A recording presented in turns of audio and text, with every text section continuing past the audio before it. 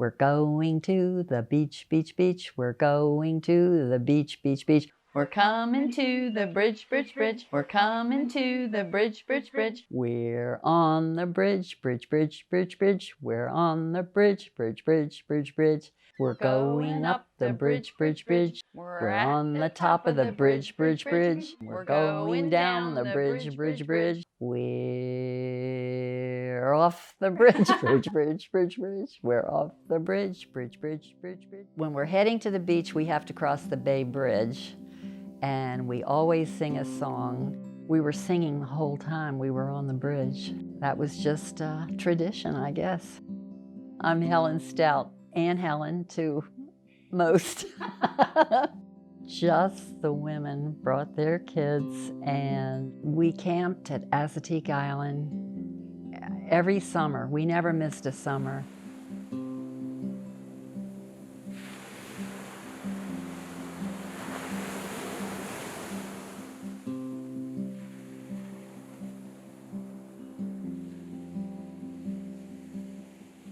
I'm Susie Heck. I've been camping at Assateague Island since I was a little kid. When we camp, it's been the women and the children. My dad didn't like to camp in the sand. He said when you camp in the sand, you eat sand, you sleep sand, everything's sand, so he wasn't interested. And Aunt Helen's husband, Uncle Ray, wasn't interested in camping at all. They were not beach people. Their idea of a vacation was a 4-star hotel. One of the things we noticed, even when I was a kid, when you camp without the husbands, you don't have to cook. So we would see people camping and they'd set up a whole cook tent. They'd have more cooking things than we practically have at home, and the women would be cooking breakfast, lunch, and dinner, and then at the bathhouse washing all the dishes. And we didn't want to do that. We did what we want. We ate when we felt like it. If we wanted to take a sandwich on the beach, we did that.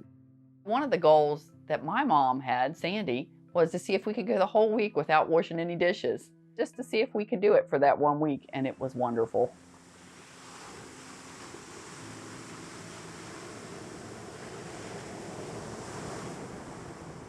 I remember camping at Assateague during Hurricane Agnes. It was 1972. Sandy still had her green tent, and I had Old Blue, and we had one heck of a storm. The rangers used to come around with their cars if there was a storm coming, and they had like a megaphone on top of the car, and it would say, "Severe storm warning, secure your site." It was a voluntary evacuation.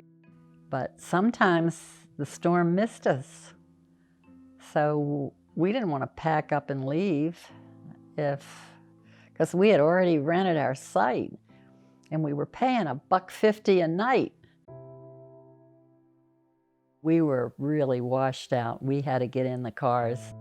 The water was so deep that it was up over the wheels of some trucks that were driving through. And there was no point in leaving because some of the bridges on the way home were closed. As kids, we had a blast that week because we couldn't go out in the ocean because it was too rough, but we could practically swim in the road. I remember there being up 2 to 3 feet of water in the road. But as an adult, it was probably pretty scary. I'm Kelly Heck. I'm Susie's daughter. We always seem to encounter a major storm at the beach. You know, if it's not blowing us around, we're getting soaked in puddles of water from the rain collecting under the tent. I've always told people, if you camp with us, expect to get rained on, because something will always happen. If I put up a tent, it rains, but we seem to have high winds and chance of really severe storms when we camp. I don't think I ever went to Assateague without getting rained on. And some of it was more than rain. Some of it was wild. I remember a pretty major storm that hit us because I remember we could see it coming up over the ocean, and I went up to the beach to have a look, and I swear to you, there were 50 to 100 horses, and they were all pointing in at each other like they were having a meeting in preparation for the storm. And then all of a sudden, they took off into the brush. And then by the time I got down the dunes, that wind hit us with a wall of sand, and we all tucked back into our tents and campers. I even remember Mom came out to try and help Aunt Helen in their tent because we could hear that they were screaming and struggling. Adrienne and I were in the tent, rolled up, The bottom of the tent was up and the door to the tent was down, and Susie comes running to see if we're okay. And Mom asked Aunt Helen, you know, can I help you? And Aunt Helen screams, Susie, save yourself. I couldn't believe she was out in the storm running around, but she knew we were down. I had to roll my tent up and lash it on the roof of the car and drive home because I couldn't throw it away because I knew I might have something in there. You couldn't find anything because Adrienne and I actually rolled up in the tent, and boy, that night, that was a wild time. Birthday parties every night were a really fun tradition that Mom started when we were little. We had a birthday party every night after dark because we lit candles. And it was always a genius little gift, something to keep us occupied or entertained while we were at the beach. So instead of just buying all that stuff and give it to them, I wrapped it all up. Every night after dinner, whatever we were having for dessert, candles would go in it. We would get a cupcake or maybe a donut with a candle in it, and we'd all sing to ourselves, "Happy birthday." Birthday to us. Happy birthday to us. Happy birthday. And then the kids would get a present to unwrap. And it would either be their bucket, it would be their cover up for on the beach. Like shovels or buckets or a shirt maybe to go for the tie-dye day. But it was always a coloring book or, you know, something to play with on the beach. And I know the people in the other campsites were wondering, are there really that many people in that family that have birthdays the same week? That was funny. I had forgotten about the birthdays.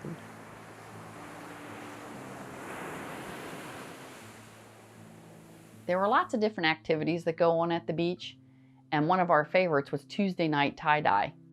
The tie-dye was the most fun. We all did that. And they had buckets up on that little pier, and everybody would get their shirt. And we would always forget about shirts, and then we'd have to run out to one of the stores to get a pack of white t-shirts so that we could have something to tie-dye. And then if people didn't have a shirt, they would tie-dye anything they had, a towel, socks, you name it. You'd wait your turn, and you put the rubber bands on the clothes to try to get a design, and everyone was different. We would do our tie-dye shirts and then run out to the beach and throw them in the ocean to set the dye. The salt water would set the dye, and then we'd have a beautiful tie-dye shirt to wear all week.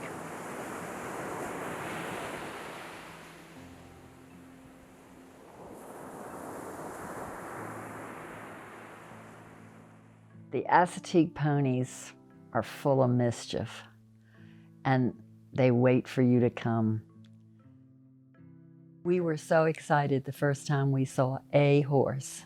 We would just see a bunch of them standing in the marsh or standing on the shore, even swimming in the ocean. And every now and then, one of them would lay down. You know, like the little one would be tired, and then the mothers would have to hang out. It's amazing to be able to camp right amongst these wild ponies and see how they live, and to walk out on the beach and see them in the ocean. I have tons of memories of the ponies. They always visited our site.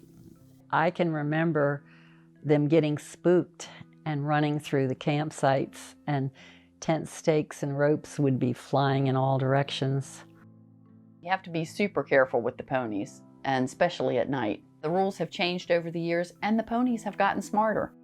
They tried to get into our coolers, and they were so smart. They could kick a cooler, and they could use their teeth and open a cooler. We would slide the cooler under the seat of the picnic table, thinking they'll never get it now, somehow or other.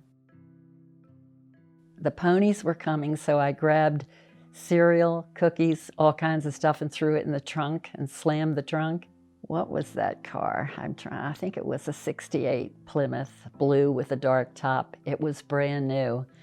And my neighbor said, "Are you going to let your wife take that car on a camping trip?" And, you know, Ray just shrugged like, well. The horse bit the car and dented her new car. She panicked because she thought Uncle Ray would be mad that the car was dented. So, anyway. You have to really be careful around the ponies because they are wild, and there's some people that really don't understand how important it is not to feed the ponies and let them do what they need to do. You take a broom so that you can sweep up something that they've left behind, like their calling card. So, but yeah, the ponies, they were fun to watch. It's such a privilege to be able to camp right amongst the ponies and watch them on the beaches and see how they live. And there are very few places in the world that you could do something like this and be so close to nature.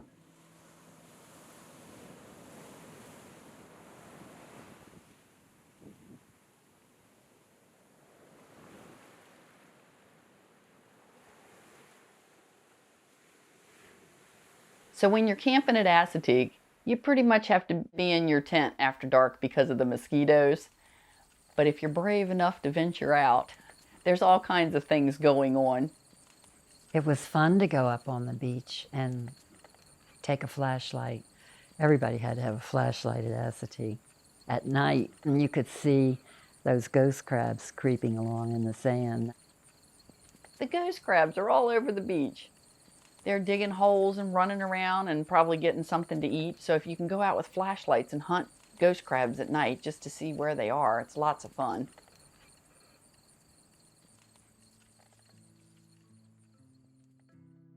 I'd go out in the ocean and stay out there.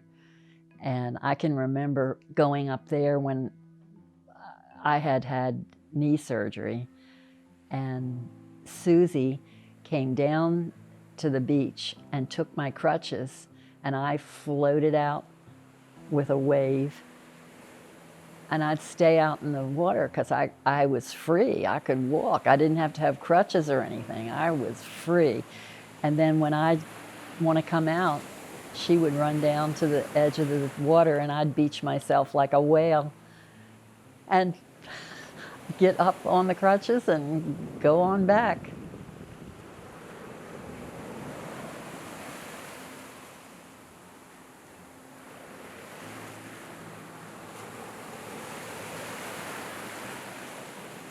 We brought home so many shells. You have to get out on the beach early in order to find any good shells. We always loved getting to walk along and find little shells. And then we'd bring them back to our campsite and we'd make shell wind chimes that we could take home to have a little piece of Assateague with us.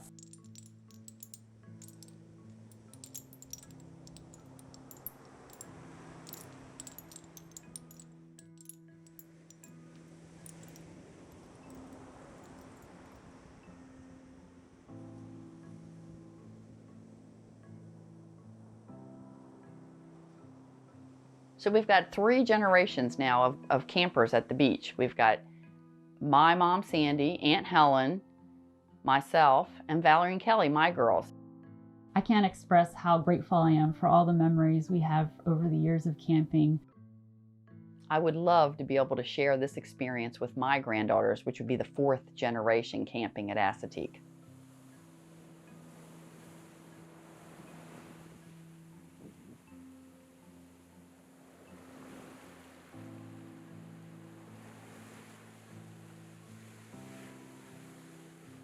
You know, something about Assateague is that we all loved it, and we really look forward to going there.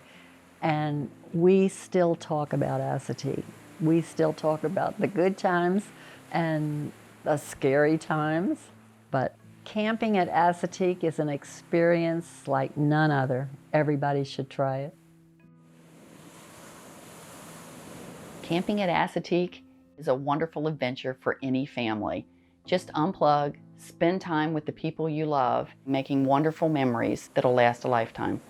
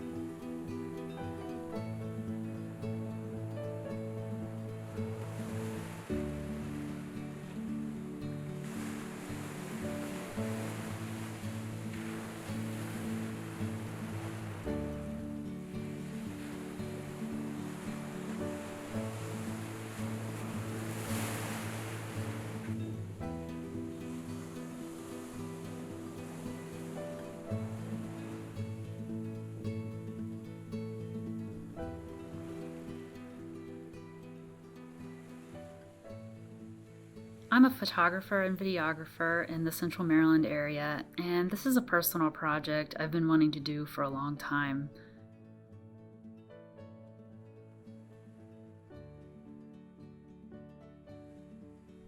Assateague holds such a special place in our hearts, and I hope that one day you get to experience it too.